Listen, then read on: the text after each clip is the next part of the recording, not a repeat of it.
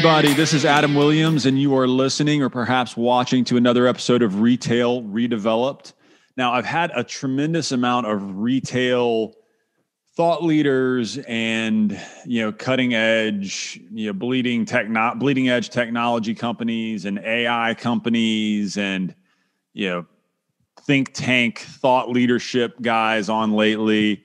And I'm very, very excited to not have one of those guys on today. I'm getting back to my roots, just talking down and dirty restaurants with Dan Simons. Who is he? He owns a group called Farmers Restaurant Group. I'm going to let him really tell you the nitty gritty about what they do and why they made sense to be on the show, because their DNA is a little different than your typical restaurant group. They do things, I would say, kind of the hard way. Maybe they would disagree. Maybe they'd say it's the only way. But Dan, thank you so much for being on the show. If you wouldn't mind, would you tell people a little bit about who you are, why should they care about the Farmers Restaurant Group, and just tell us a little bit about the why behind Farmers and behind your ethos and what you do and why. Sure. Well, Adam, thanks for having me on the show today. I'm looking forward to the chat. Here's the thing with our company. My restaurants exist because of the mission. And so this is really what makes the company unique. And when I say the mission, that's not some lofty culinary idea. This is a true mission of the company. And that mission is to advocate on behalf of American family farmers, to try to represent the interests of American family farmers in public discourse, and to do it sort of through the plate and through a restaurant experience. And then to support American family farmers by buying as much product as we can from them, and then influencing the industry, restaurants, and the way folks shop, to go to farmers markets and to influence other restaurants to buy from independent family farmers. So my largest partner and the majority of our capital comes from American family farmers. So I have one restaurateur, his name's Michael Vakurovich, and he's my restaurateur partner. And then our capital partners, who actually own more of the company than I do, are American family farmers. And they are either individual farmers, just what you would think of, or farm organizations, primarily the North Dakota Farmers Union. So this is a mission-driven restaurant group. And while it's a for-profit company, the vast majority of our profits go back to farmers, either through purchases or through straight-up equity distributions, like you would expect. So in 13 years, we built the company to 7 restaurants. Pre-COVID, we had 1,100 employees. Obviously, we've taken serious blows. We were a $85 million a year company pre-COVID. Now we're half of that. But we're still in the fight and working on behalf of the farmers that own the restaurant, and frankly, working on behalf of all independent farmers. So on your website, and I have a lot of business partners, or I thought I had a lot of business partners. On your website, it says Farmers Restaurant Group is owned by 47,553 family farmers. Now, I have more business partners than fingers, and I think I need my head examined. Talk to me a little bit about why did you structure it this way, and just unpack that a little bit more for me. Help me and help the listeners or the watchers understand why you chose to do this and how it works. So here's the good news from a business structure standpoint. The vast majority of those 47 or 48,000 individual farmers, I deal with their governing body, which is their board of directors. And so they are represented, their investments are represented by a board of directors. So I deal with Mark Watney. He's a farmer in North Dakota and the president of the North Dakota Farmers Union. And then there's about 200 more individual farmers that invest. And then I have some non-farmer investors. And so I'm not beholden, to talk to 47,000 people on a weekly basis. And so we do, a lot of detailed reporting on a quarterly basis. And even though we're a private independent company, we try to have really, it's full transparency, lots of disclosure, but I'm dealing with a board of directors that represents the vast majority of them. So, all right, let's go back. Because I'm still trying to wrap my head around the structure, but let's go back to obviously you came up the ranks working for, I'm assuming, a corporate restaurant group. Walk me through your background, and if you wouldn't mind, spend a minute talking about, because this is an extremely odd setup, right? I talk to restaurateurs all the time. I know plenty, and this is the first time I've run across a structure that is like this. It's fairly unique. So if you wouldn't mind, go back in time, walk me through how you got started, how you got here, and then how you decided to structure a restaurant group in this way. Maybe that light bulb moment or aha moment when you decided to do things in an extremely unique way. So, I came up in this business. It's the only industry that I know. I started working in bars and restaurants when I was in college. And I went to school in DC. And while other people were getting ready to graduate, going on to jobs that you go into an office building for and go up an elevator, by that point, I'd already fallen in love with the shift and bussing tables and, being in the kitchen or being in the front of the house. And so, I worked for other companies through my 20s. Front of the house manager, kitchen manager, sous chef, working my way up, general manager, regional manager, VP. I kind of built a career in my first decade, and I got to 30. And, it was just, I'd always dreamt of having my own business, having my own place. And so put my head together with one of my former bosses and mentors. We became partners and said, hey, let's do our own thing and open our own restaurants. So that's what sort of propelled me and built my career and my knowledge. I'm an operator, right? I know how to run these businesses, and that, for better or worse, I'm certainly not perfect at it. We opened our first restaurant. We thought we had some good experience. We had an idea. We raised funds, friends, family, and fools. And indeed, it turned out to be fools. Our first restaurant failed. We lost all our money. We were on the hook for $1 million that we'd signed for personally. As you sign personally on a lease. There's, you don't escape from that. You sign personally on a bank loan. You don't escape from that. So as we were digging out of that hole and doing some restaurant consulting and trying to figure out how we get our next restaurant open, because when you're in this business and it's all failure is just a moment in time. It's not a state, right? It's not an end game. And then I got lucky. We met some of these farmers from North Dakota. They had a vision of investing in restaurants. They knew that independent farmers are really under assault in America. Their share of the food dollar has been decreasing year after year after year for the last 50 years. And so they said, well, maybe if we weren't just growing the food, but we were also making money when the food was on the plate and we owned the restaurant as well. So we took their vision of wanting to have a farmer-owned restaurant with our vision of how to position the brand and do the operation and create it all. And it was just it was like whatever, peanut butter and chocolate. It's like this serendipitous coming together that was so fortunate for me and my partner. And, it's become our life's work. And so we opened the first one with them in 2008. And we've just grown from that point. But that's how we ended up coming together. Their vision, our experience, our sort of view for how to represent their vision. And so far, that's been the journey.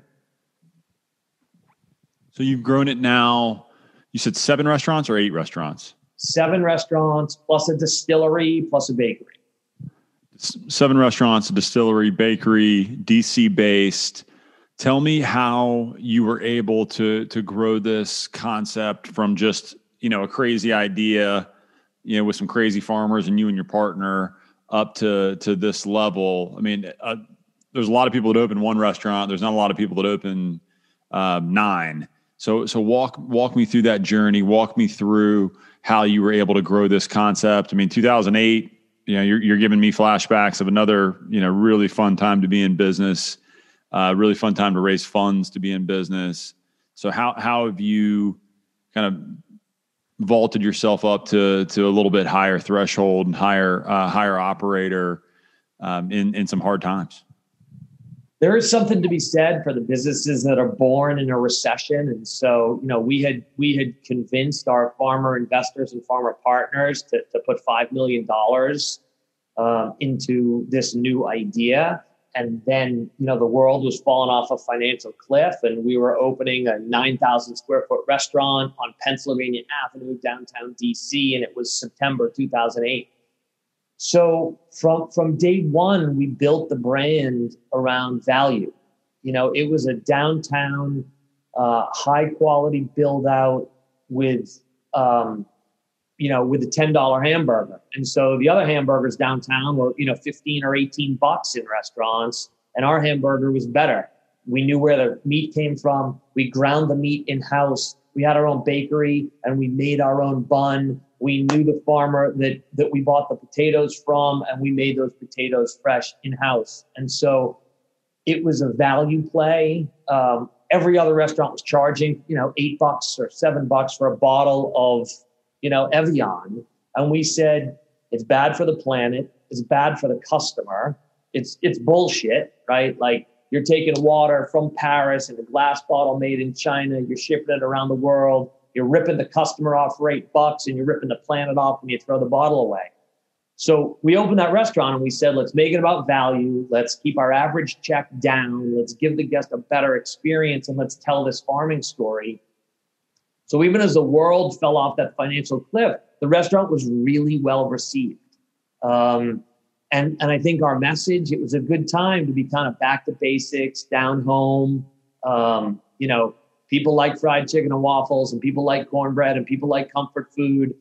We've got a wide ranging menu. People like pasta, and they like that we made it from scratch. So I think that was really the foundation. And then, look, Adam, you're a business guy. Capital comes with strings attached. I don't care whether you're doing a real estate deal, you're building a building, you're building land, you're buying a restaurant, whatever you're doing. Capital comes with expectations. It comes with control. And if you don't choose your source of capital wisely and you don't understand the strings attached, you end up, when you hit hard times, getting yanked in a direction you don't want to go. Our capital came with strings attached, but they were mission-driven strings. So through thick and thin, hard times and not, my farmer partners say, stay the course. And that's what's helped us build a company. I call it conscious capitalism. It's not about short-term profits. It's about long-term profits and walking your talk and being principle-centered leaders. And that's been the recipe we've used.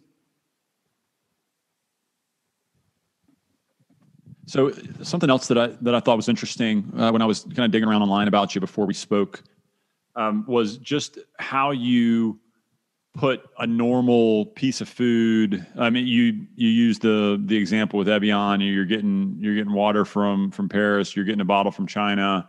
But the ones that really struck me was you kind of broke down what was in a normal piece of food that you would order from a typical restaurant versus what is in you guys' food. I think the example was just a simple chocolate chip cookie, right? Like there's 35 ingredients from the one you get at the grocery store, and you guys probably has 5. Walk me through how you guys are able to simplify things while keeping an accessible price point, because those two usually don't mix. Normally there's a bunch of crap in all the stuff we eat because it's cheaper to do it that way as opposed to just using real ingredients. So how are you guys able to figure out both sides of the coin there? It starts with a fundamental belief in people and talent. So while the rest of the industry for the last couple of decades has been pushing towards, frozen food, more chemicals, extended shelf life, and, get robots in the kitchen and get as low a labor cost as possible and sort of eliminate as many employees as possible, we're doing the opposite. We believe that employees are where the magic happens, and that if you can build an enterprise that sees the aptitude in people and develops them and gives them career paths, that you can do amazing things. So the truth is, it isn't more expensive to cook from scratch. It's just more complicated, right? It's easier to buy frozen cookie dough, throw it in the oven and do it. But It's not necessarily cheaper and it's not necessarily better. Once you get some scale and we do some pretty high volume and you believe in your talent, your people become really highly productive and your customer rewards you because your food is better. And so we also keep our staff a long time. If you get bored cooking for us, you can move into the bakery. If you're ready for another challenge, you can work in the distillery. And this career path and growth. So I connect this ability to cook from scratch. When we sell popcorn to table, right, and it's seasoned or it's the popcorn flavor of the month or it's a caramel corn or whatever it is, we cook that order of popcorn to order. And so people would say, well, that's crazy. How, you got one guy standing there, like with the whirly pop machine over the hot stove. But once you just commit to it, and then that flavor of actually fresh popcorn with non-GMO, corn is getting to the table, the guests love it. The staff loves doing it. And so, it really makes me sad when I look, frankly, at all of the shit that's put into the supply chain. I don't think it's fair for what people get. You assume, well, it's for sale. It's okay, right? It's food. It should be safe. It's not. So you can unbundle the supply chain, cook from scratch, and do it profitably. You just have to go all in, and you have to believe in the talent of your people because it is more difficult to do all of this cooking every day.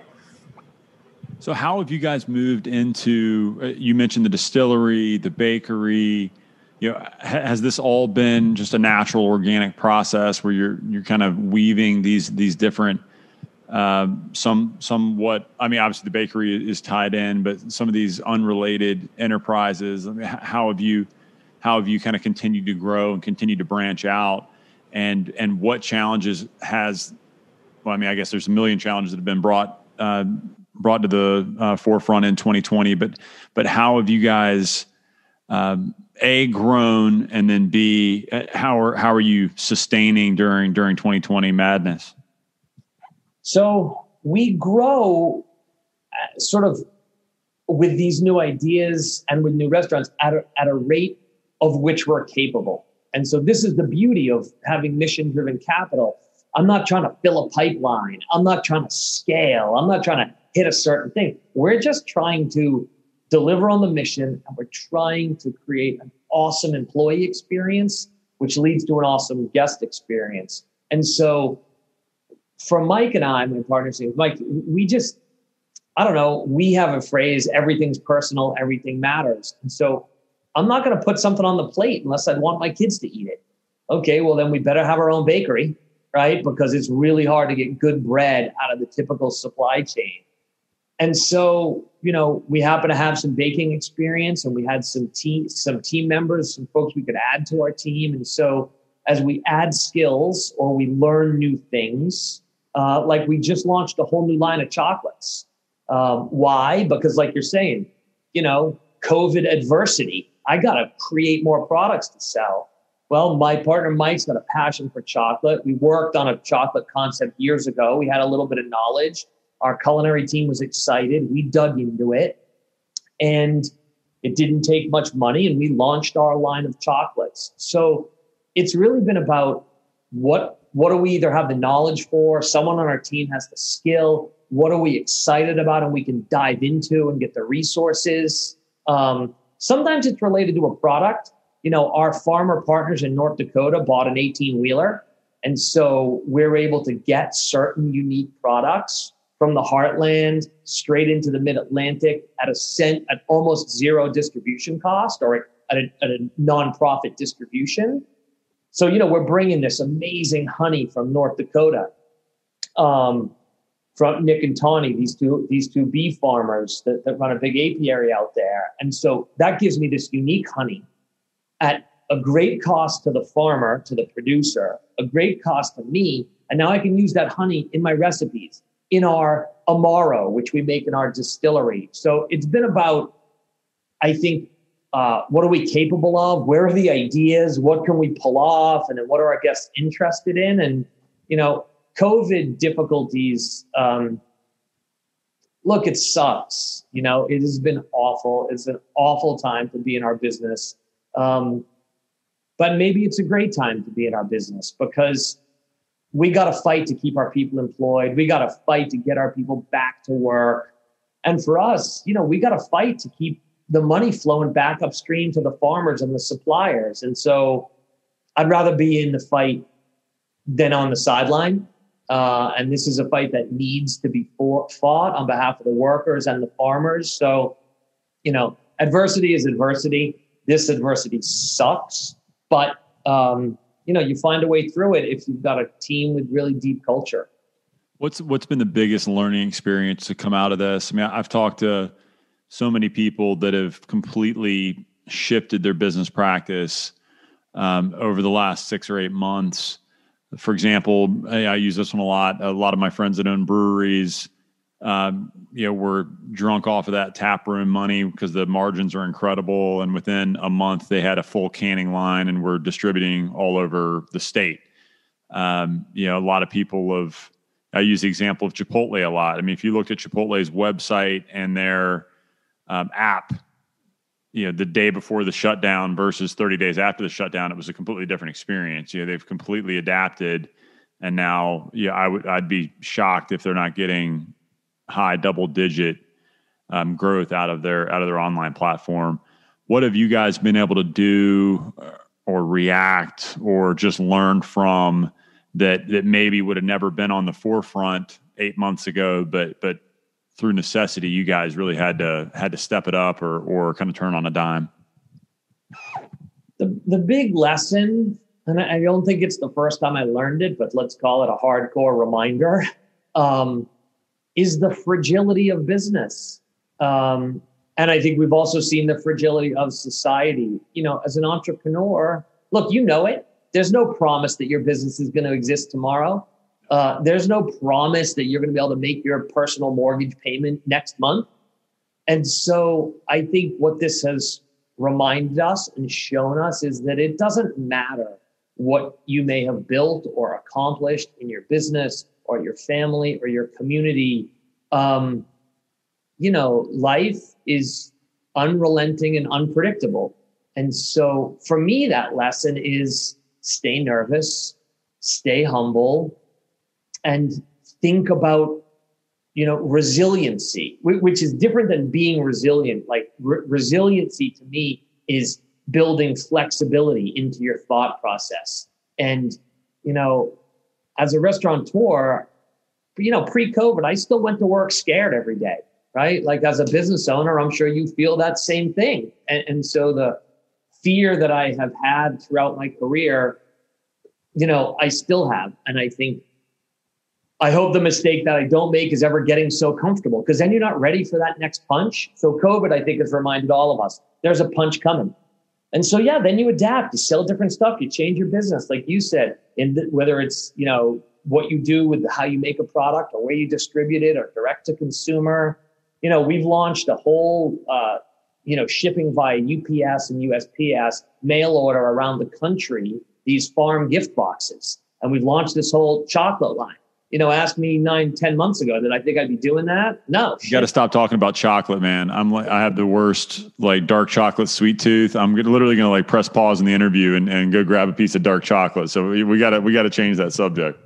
I'll send you a box. But think about all of the stuff you've seen with change. I think we all needed to be this capable of change. You just don't know when you're going to need it. And so that's the reminder that I think we all gotta keep with us. So you're a mission-driven guy. That's very obvious. Walk me through some of your passion projects. I've read through a few of them, and I know you've got a lot of things that are near and dear to your heart. I'd love for you to just explain to people, one or two of your pet causes that you're really passionate about.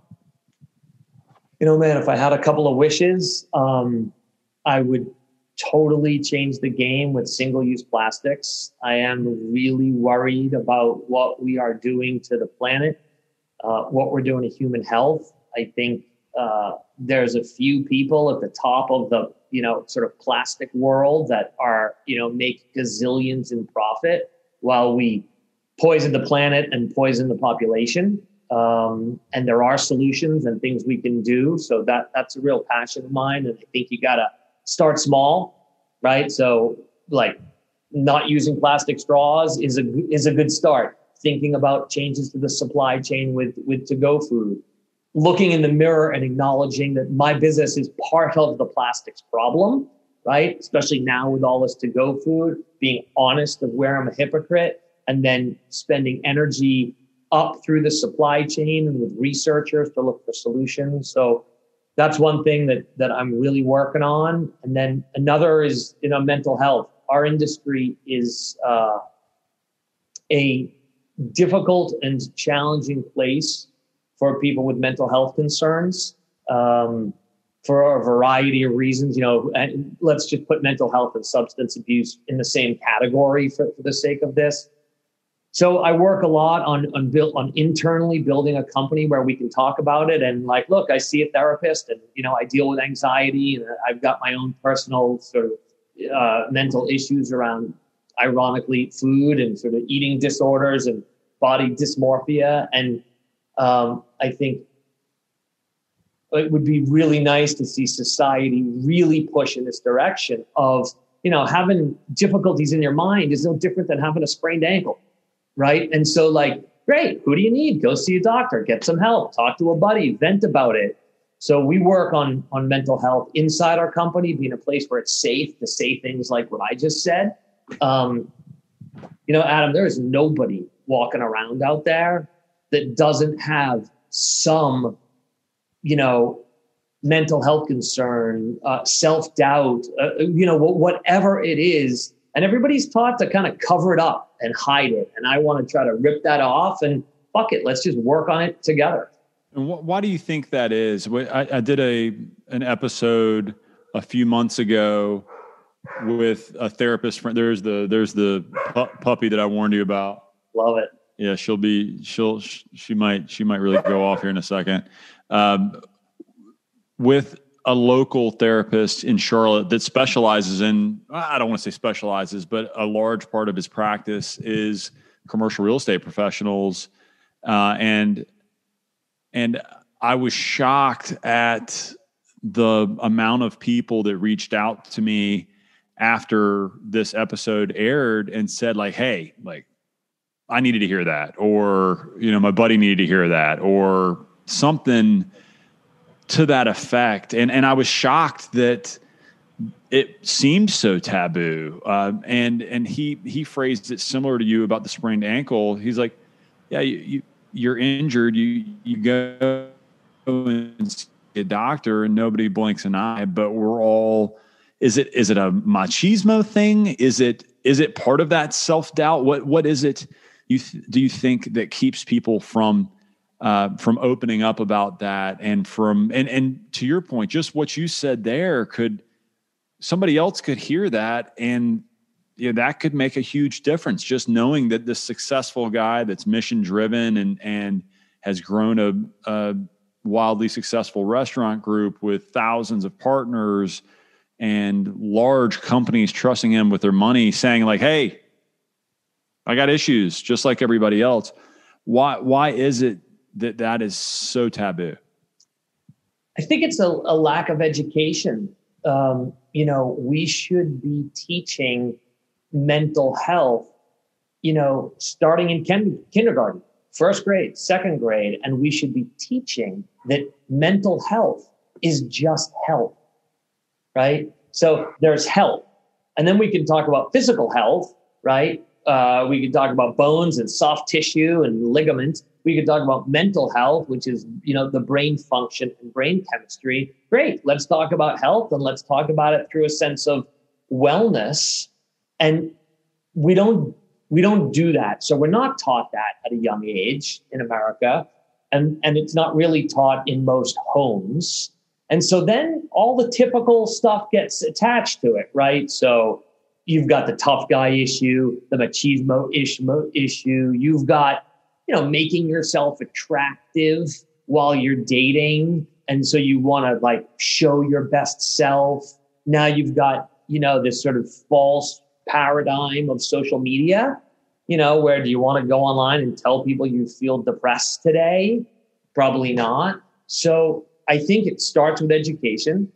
And then like a lot of things, it starts with courage or role models. I mean, think about it on issue. If my issue was, LGBTQ awareness, I would tell you, like, God, do you know how many pro athletes are something other than typically heterosexual, but they're worried it's going to ruin their career? So topics have these ridiculous stigmas, and it takes role models to stand up and say, hey, wait a minute. And then it becomes so obvious. Everyone's like, oh yeah, I got issues too. Yeah, man, they're not issues. They're just life, right? Like every single one of us has it. So I think it starts with education, and then we need role models to talk about it. And I do think that as a society, we can make progress really quickly.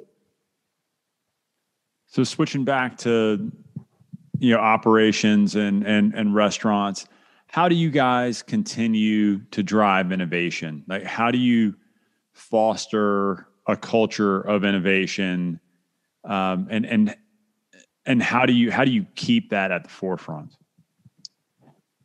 Step one is like remove the fear of failure. That's why I say, failure is just a moment in time and part of the process of getting to the wins. And so I have plenty of ideas that turn out to suck. So what? They're I can talk a lot about chocolate, and I have been lately because I think it represents a really good sort of surprise innovation. And I know it's freaking you out. And more chocolate, man, you're killing me. But I could also tell you about 7 other things that we tried to do that didn't pan out, or business ventures that I explored. So we stay innovative in the company, I think, with a combination of feel safe to try something that fails. And then we've promised ourselves, and it's written in our company constitution, we've got kind of an 8-page manifesto that we wrote for ourselves. We're not trying to be a chain. We're not trying to be the same. We're not trying to replicate and scale. And so we've promised ourselves we'll keep innovating. And for us, that's what's fun. I don't want to run 50 or 60 of the same restaurant over and over. To me, that is wicked boring. I would quit my job. And I actually think the highest level talent really wants to be where there's innovation, where you're doing new stuff and you're changing things and you're not just like stamping out and do the same thing over and over. So the innovation draws in the talent, keeps it exciting. You make everybody feel safe. And I think that sort of feeds itself. So I wouldn't be a good real estate human if I didn't ask, what gets you location? What are some of the main things that you look for when you're thinking about opening a new store? And obviously some of it's going to be concept based, but what really gets you excited? You mentioned Pennsylvania Avenue. That's really straightforward. But what goes through your mind when you're thinking about a new location and making it successful? So I intentionally try to not follow the sheep. None of my restaurants are at the corner of Main and Main. None of them are what, at the time we signed our deal and did our deal, were sort of obvious places. So Pennsylvania Avenue sounds great. We opened on the corner of 20th and Penn 12 years ago at sort of an edge of a neighborhood called Foggy Bottom. That is a super weird location that nobody would have said was a good restaurant location. Would have been good for kind of Monday through Friday lunch. And so I like good deals.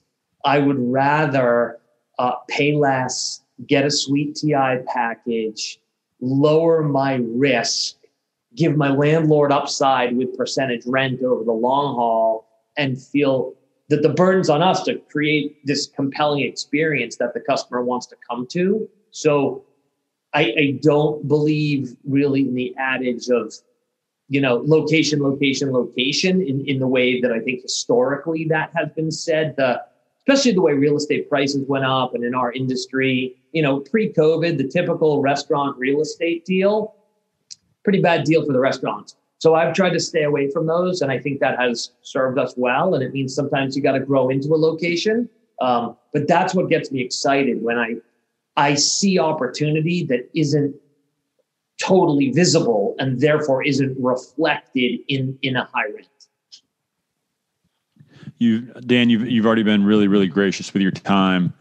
And would you take a second and just explain to people where they can find out more about what you're doing, what your partners are doing, the mission behind what you're doing? Just explain to people how they can connect with you and hear more about what you have to say.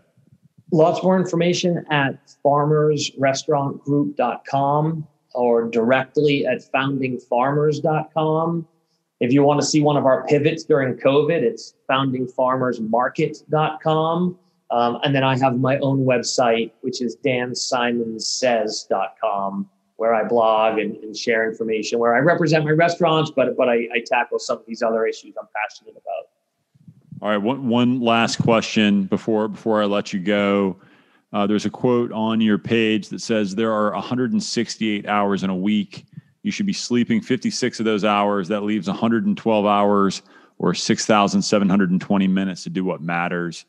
How do you stay hard, keep your edge, and keep that focus level after you've been doing it for an entire career? How do you stay pumped up and stay ready to tackle the day every day, one after another? Over a decade ago, I got one of the best and most difficult lessons I ever learned when my brother-in-law, who'd been a close part of our family since I was a little kid, was killed in a helicopter crash. And the gift that gave me was knowing that every day, every minute matters. You have it while you have it.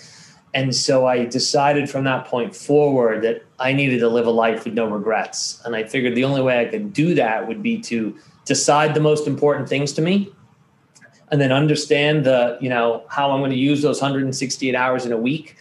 I knew that sleep is a good part for optimum human health. So I sort of allocate those out, and I just started try to stay true to what are the things that are most important, and I allocate my time to those, and those change over time. For me right now with teenage boys, that's really important to me. So my roles, my mom is 83 years old. That time is important to me. My employees, my team, some of the time that I like to, watch a Star Trek episode or watch The Mandalorian on my own. And so I look at those 112 hours each week. I plan ahead, and I'm comfortable saying no to things. And I think that's a big part of being disciplined. So underrated. Saying no is vastly underrated. Vastly underrated. And I think when you help folks have the confidence to say no and really define what they say yes to, they start to have the time for the things that really matter. Well, Dan, I just want to take a second and acknowledge you. Thank you so much for coming on the show, sharing wisdom, sharing hard lessons, sharing things that aren't always fun to talk about, and just your level of honesty about COVID, about challenges, about how you guys have dealt with it. I'm sure there's a lot of people out there that needed to hear that. And I just appreciate you coming on and your level of honesty. You got it. Thanks so much for having me on the show. Awesome. Thanks, Dan.